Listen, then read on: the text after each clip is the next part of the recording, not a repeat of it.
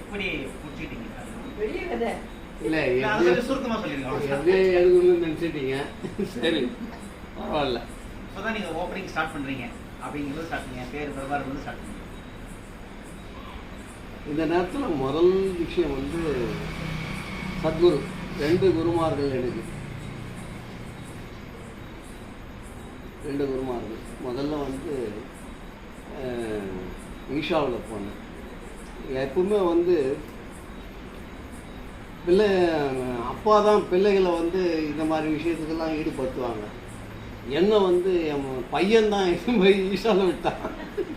ஒரு மீட்டிங்கில் விட்டோன்னா அதில் ஐக்கியமாயிட்டு எதில் போனாலும் ரொம்ப டீப்பாக போவேன். நான் ரொம்ப கம்பல்சரி வாலண்டியர், ரெகுலர் வாலண்டியர் அந்த அளவுக்கு அதுலேயே இருந்தேன். நான் கோயம்புத்தூர்லேயே